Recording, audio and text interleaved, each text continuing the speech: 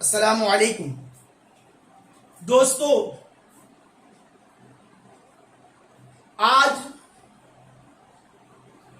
فرقہ پرستی اور مذہب کے نام پر ہندوستان کی ایکتا کو توڑنے کی کوشش کی جا رہی ہے۔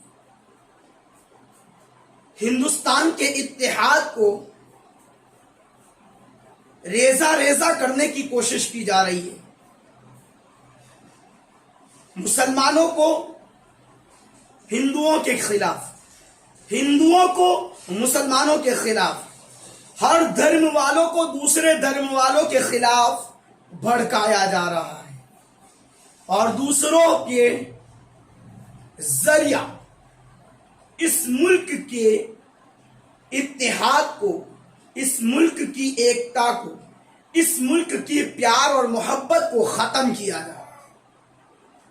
اپنے غرض کی وجہ سے، اپنی چاہتوں کو پانے کے لیے ہندوستان کو توڑا جا رہا ہے۔ میں ہندوستان کی عوام سے گزارش کرنا چاہوں گا، اے ہندوستان کی عوام، تم تو وہ عوام ہو کہ تمہاری مثالیں دنیا بھر کے لوگ پیش کیا کرتے تھے۔ تمہارے پیار اور محبت کو زمانہ بھر کے لوگ یاد کیا کرتے تھے۔ تمہارے اتحاد کی لوگ، تمہاری ایکتائیت کی لوگ قسمیں کھایا کرتے تھے کہ ملک ہے تو ہندوستان ہے، ہند کی طرح اور کوئی ملک نہیں۔ لیکن کچھ عرصے سے دیکھا جا رہا ہے کہ وہ ہندوستان کے جس کی لوگ مثالیں دیا کرتے تھے، جس کی محبت کی مثالیں پیش کی جا رہی تھی، آج اس ہندوستان سے محبتیں ختم کی جا رہی ہے۔ دھرم کی بنا پر، ذاتی واد کی بنا پر، ذات و نسل کی بنا پر ہندوستان کی ایکتا کو توڑا جا رہا ہے۔ ہندوستان کی محبت کو ختم کیا جا رہا ہے۔ ایک دھرم والے سے دوسرے دھرم والے کو خلاف کیا جا رہا ہے۔ ہندوستان میں کبھی دھرم کو لے کر لڑائیاں نہیں ہوتی تھی، لیکن آج کیا ہو گیا کہ ہندوستان میں دھرم کے نام پر لڑائیاں ہونے لگی، ذاتی بات کو لے کر لڑائیاں ہونے لگی۔ اے ہندوستان کے باشیوں، اے ہندوستان میں بسنے والوں، تمہاری شان یہ نہ تھی کہ تم دھرم کی بنا پر لڑائیاں کرو۔ تمہاری شان یہ نہ تھی کہ تم چھوٹی چھوٹی باتوں پر بڑے بڑے جھگڑے کر دیا کرو۔ تم تو وہ تھے، چاہے آندھی آتی، چاہے طوفان آتا، لیکن تمہاری ایکتا کو، تمہاری محبت کو، تمہاری چاہت کو کوئی توڑ نہیں پاتا۔ آخرکار اب ہو کیا گیا ہے کہ لوگ ایک دوسرے کے خون کے پیاسے نظر آ رہے ہو۔ آج جنگ ہو رہی ہے اسرائیل اور فلسطین کے درمیان، اسرائیل اور فلسطین کے درمیان جنگ ہو رہی ہے۔ فلسطین میں بمباری ہو رہی ہے، چھوٹے چھوٹے بچے جان دے رہے ہیں۔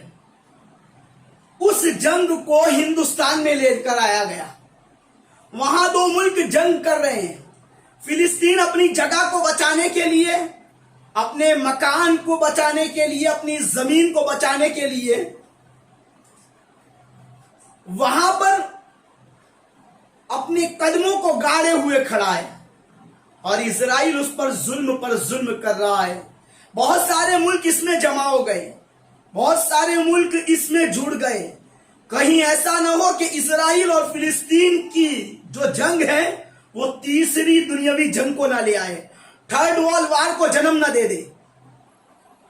ہندوستانی میڈیا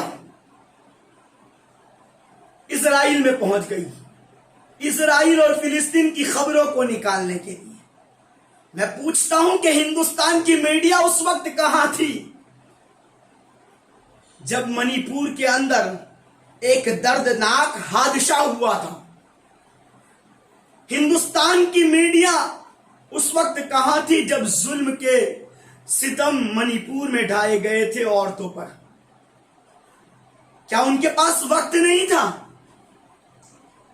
یا ان کے پاس ساز و سامان منی پور تک پہنچنے کے نہیں تھے؟ اگر ایسا ہے تو اسرائیل تک پہنچنے کے ساز و سامان کہاں سے حاصل ہوئے؟ یاد رکھیے، یہ توڑنے کی راجنیتی چھوڑیے،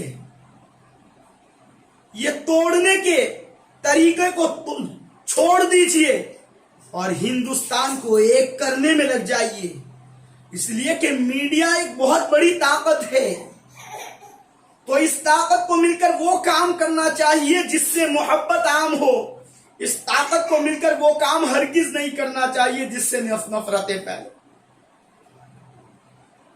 ہم محبت کے داعی ہیں، ہم محبت کی طرف بلانے والے ہیں، ہم نفرتوں کو جنم دینے والے نہیں ہیں۔